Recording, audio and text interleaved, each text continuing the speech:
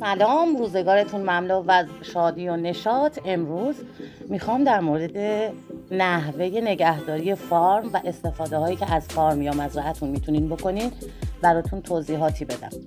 ببینید دوستان عزیز، اولا این که وقتی شما فارم میسازید باید یک سری مسائل رو برای فارمتون مهیا کنید که بتونید ازش بهترین استفاده رو ببرید. از جمله این که اکانت شما باید تجهیزات مخصوص برداشت محصول رو داشته باشه و شما توی قسمت دوم به اصطلاح نصب تجهیزاتتون باید این کار رو انجام بدید که تجهیزات مخصوص رو بذارید و بعد بیایید در مورد سنگ های تجهیزات هم اون سنگ هایی که بهتر هستند رو براش انتخاب کنید تا در این قسمت قوی تر عمل کنه.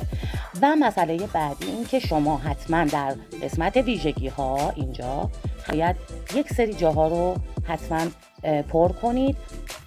در قسمت توصیه میکنم که شما ویژگی هایی رو پر کنید که به دردتون میخوره. خب من تو این اکانت نیاز به ظرفیت بیمارستان داشتم، اون رو پر کردم، ولی بقیه چیزها به درد من نخواهد خورد و من اینا رو نزدم. به جاش در قسمت اقتصادی همینطور که میبینید اومدم تمام قسمت هایی که مربوط به جمع‌آوری و به اصطلاح تولید محصول هست رو پر کردم، مخصوصا در قسمت جمع‌آوری، چون تولیدش زیاد بر من مفید نخواهد بود. اینجا میبینید که ویژگی های زیادی رو باید خرج بکنم ولی مثلا تولید چوب رو افزایش بدم، خب این صرفه نداره برای من و چون این اکانت خیلی پاور بالایی نداره من ترجیح دادم که از قسمت‌های خوبش استفاده کنم.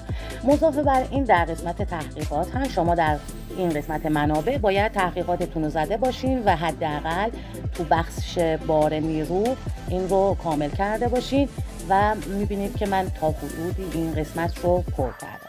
در قسمت توسعه هم مخصوصا در قسمت سرمایه گذاری سعی کنید که در معدن این تحقیقات رو انجام بدید. ببینید من الان مثلا استقامت به دردم نمیخورده، پر نکردم، فقط یک مرحله رفتم جلو و خیلی چیزای دیگر رو یک مرحله رفتم که فقط اون قسمت هایی که به درد اکانت فارم میخوره رو پر کنم، مثل همین سرمایه گذاری در معدن.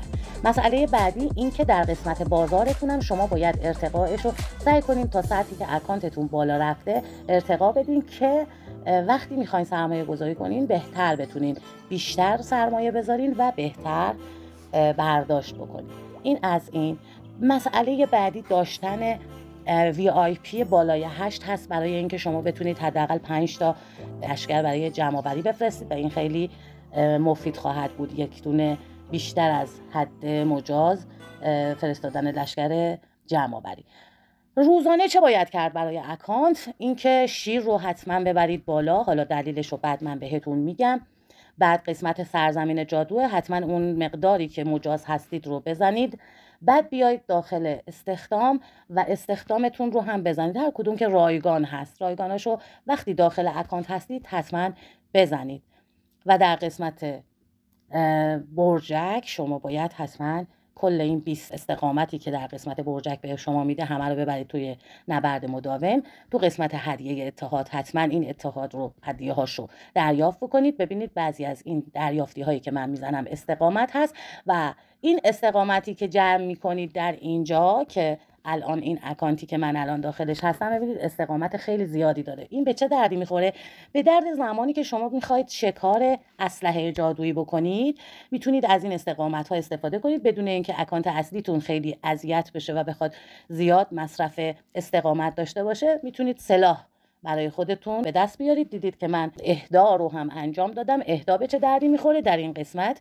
ببینید در قسمت فروشگاه میتونید سکه های زیادی دریافت بکنید که بعداً حالت شیلد و همون سپر رو تهیه کنید و بدون اینکه اکانتتون آسیبی ببینه همیشه در حالت سپر باشه که اگر اینجا شما منابع زیادی برای به اصطلاح قسمت ناامن داشتید خیالتون راحت باشه که دیگه این اکانتتون مورد آسیب و هدف قرار نمیگیره، چه توسط همسروریاتون و چه توسط رویدادهایی که حالا اکتشافی هست یا هر چیز دیگه. این قسمت کتاب رو دیدید. اینجا اون ویژگی هایی که من در قسمت اولیه به شما گفتم اون قسمت ها رو پر کردم.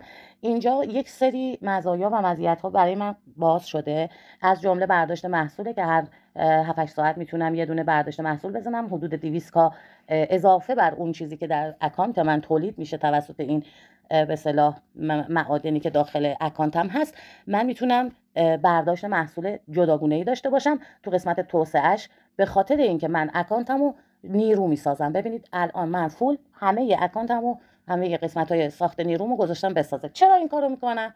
ببینید دوستان، شما برای اینکه بعداً من یه ویدئوی جداگونه برای اینکه شیرتون رو، شیر قلعه اصلیتون رو ارتقا بدین و زود بیاریدش بالا و لولش بالاتر بره، یا آموزش جداگونه دارم. ولی اینجا بدونید که برای اینکه شیرتون به اصطلاح ارتقا پیدا کنه و برای اینکه شما بتونید در رویدادها کشتار خوبی بگیرید، حتما توی این قسمت نیروهاتون رو نیرو بسازید، نیروی بالای سطح 8 بسازید. ببینید حتما باید 8 به بالا باشه. چرا؟ به خاطر اینکه شما رویداد کشتار دارید، مثل اینکه الان ما توی این رویداد بین سروری طلا هستیم و من اینجا در فاز شکار میبینید هستم، ولی 2 روز دیگه یعنی فاز بعدیش فردا آموزش هست و روز جمعه فاز کشتار هست. تو فاز کشتار میتونم از اکانت های خودم از اتحاد خارجشون کنم و نیروهای مورد نیازم رو بدم برای جمع آوری، مابقی نیروها رو بزنم خودم تلفات بگیرم. این چه سودی داره؟ سودش اینه که اون شیر قلعه اصلی میاد شیر اینجا رو میزنه و نیروهای اضافه اینجا رو، و بعد اون ارتقا پیدا میکنه، چون در حملاتی که شما به اکانتی میکنید که به اصطلاح اون اکانت امتیازات شیر خورده داشته باشه، حتما شما در نامه نبردتون امتیاز شیر دریافت میکنید و این امتیازات خیلی برای اکانت اصلیتون مهم هست.